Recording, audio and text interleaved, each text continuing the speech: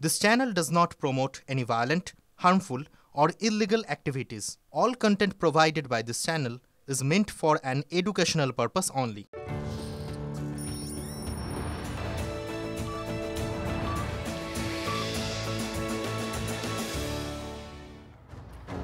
নমস্কার, দেখছেন TV9 বাংলা। আপনাদের সঙ্গে রয়েছে আমি সম্প্রীতি। শুরু করছি পাঁচ কথা।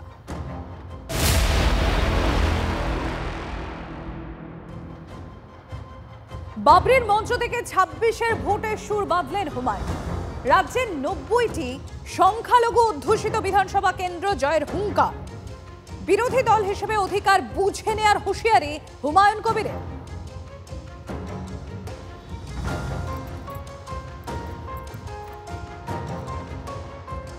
বাঙালি মুসলমানদের কাছে আমার আবেদন, আপনারা নিজেদের জায়গায় যেখানে 42% থেকে 82% পর্যন্ত মুসলমান মেজরিটি সিট আছে 90খানা, এই 90টা সিট আপনাদেরকে মুসলমানদের জনপ্রতিনিধি বিধানসভায় পাঠাতে হবে।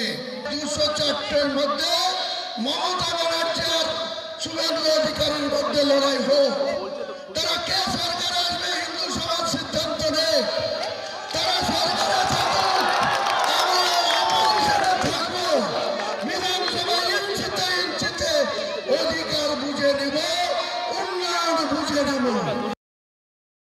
মুসলিম কার্ড খেলছেন তো খেলুন, মুসলিম কার্ড খেলুন, মুসলিম কার্ড খেলুন, মুসলিম কার্ড ওনাকে খেলতে দেন, কোনো সমস্যা নেই। ধর্মনিরপেক্ষতার ঐতিহ্য তুলে ধরে নাম না করে হুমায়ুনকে তীব্র আক্রমণ ফেরহাদের। বিজেপির ধর্মীয় রাজনীতিতে সাহায্য করছে আমাদের কিছু গদ্দার। মন্দির মসজিদের নামে সুরসুরি দেওয়া হচ্ছে। তৃণমূলের সংহতি দিবস থেকে তো ফেরহাদ হাকিম।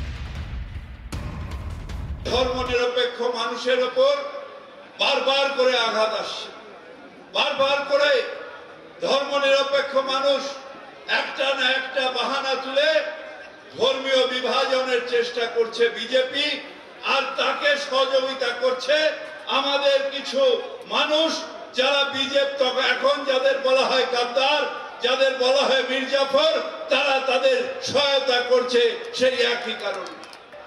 একদিন আগে পাকিস্তান হয়েছিল ভারতবর্ষের থেকে, কিন্তু ধর্ম অন্ধতার কারণে আজকে পৃথিবীর সবথেকে 5টা দেশ যে পিছিয়ে আছে তার মধ্যে পাকিস্তান রয়েছে।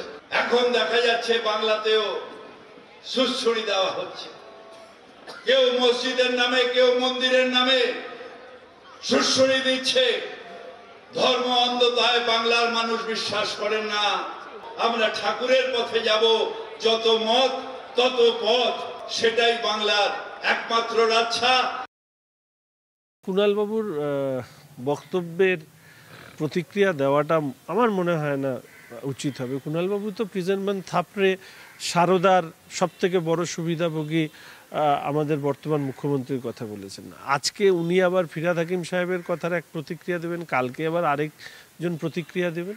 রাজ্যের মুখ্যমন্ত্রী কি বলছেন সেটাই সব থেকে বড় ব্যাপার। আর আমি প্রথমেই বলেছি, রাজ্যের মুখ্যমন্ত্রী হয়ে খেলছেন হুমায়ুন কবির। ধর্ম সংকটে করে তৃণমূল পার্টির তার নেত্রী সবাই ভুগছে, সব জায়গায় আন্ডার এস্টিমেট করে না। বাংলার মুখ্যমন্ত্রী মমতা ব্যানার্জি তৈরি এগুলো জিনিস, মানে এই হুমায়ুন কবিরকে তো তার জন্মদাত্রীকে মমতা ব্যানার্জি আমাকে হারানোর জন্য তাকে ব্যবহার করলো।